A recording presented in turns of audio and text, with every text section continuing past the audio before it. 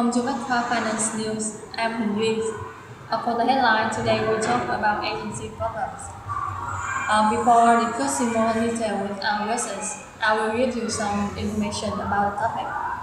A conflict of interest inherent in any relationship where one party is expected to act in another interest. First, I want to introduce concept about principal and agent. In financial cooperation, principal is a stockholder who own company.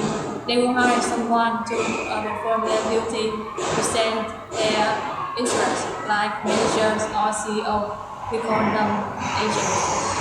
The broker is us, the agent who is supposed to make the decision.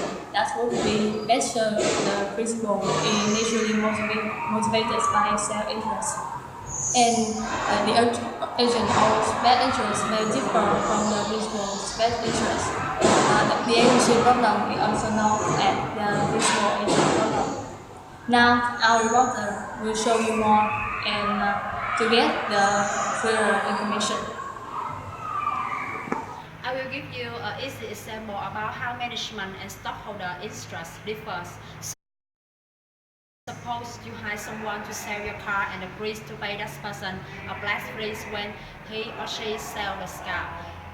The agent's incentive in this case is making the sale, not necessarily to get your best price. If you offer a commission of 10% of the sales price instead of a flat fee, the agent will try his best to sell the car with the highest price because his interests and yours are closer. Now we move to a case in financial corporations. Imagine that the firm is considering a new investment. This investment is expected to favorably impact the share's value, but it's also a relatively risky venture.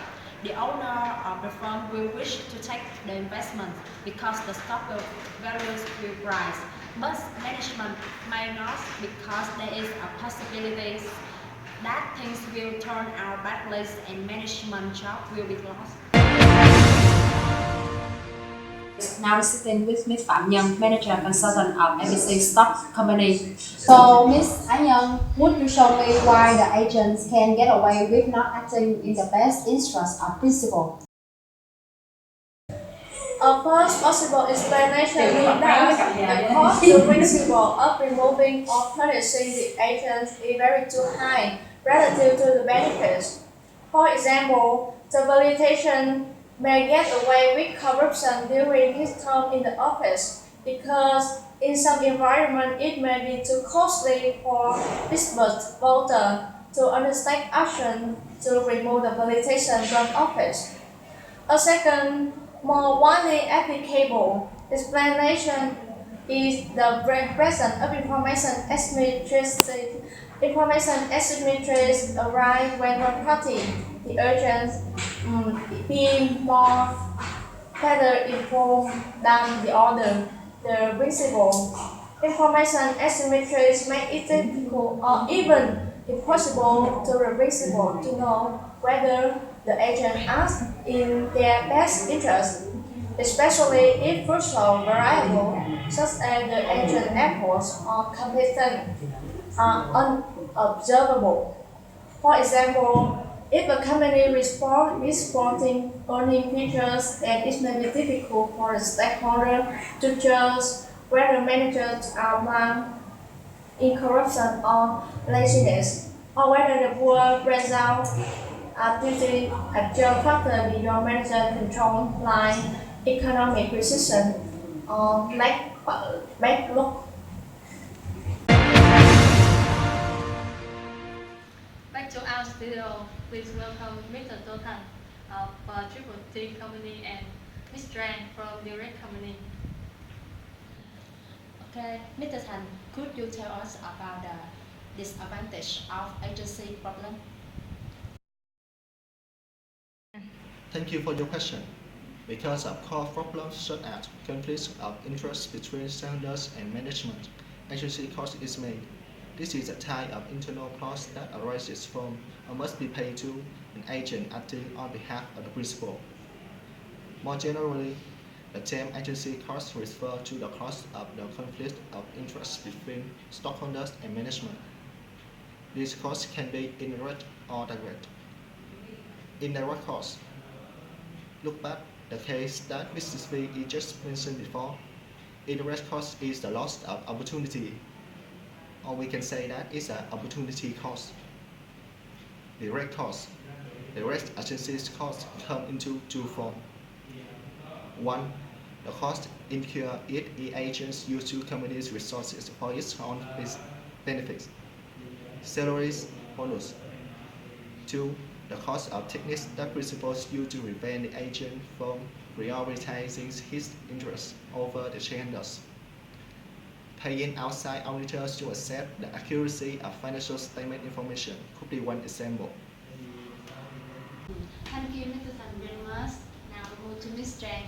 So, in your opinion, how to motivate the agents to act for the stockholder best interest? Thank you for the question, Ms. V. There are four primary mechanisms for motivating managers to act in stockholder best interest.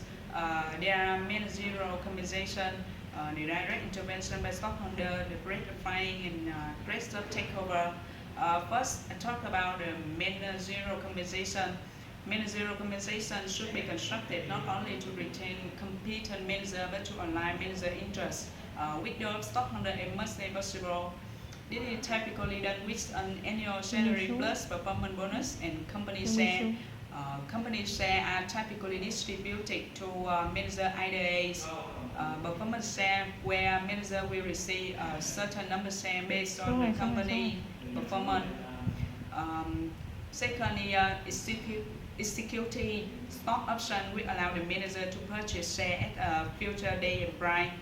With the yield of stock option, managers are aligned closer to the interest of stockholder, and they themselves will be stockholder. Secondly, direct intervention by stockholder. Today, the majority of the company stock is owned by large institutional investors such as mutual funds and pension. As such, the large institutional stockholder can exert influence on manager and as a result, the firm operation.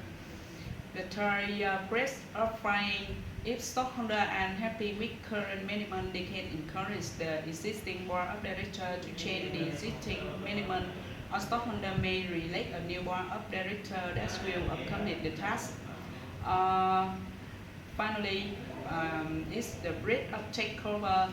If a stock price decrease because of management inability to run the company effectively, competitor or stockholder may take the controlling interest in the company and bring in their own managers. And that's it for Finance News Today. Thanks for watching.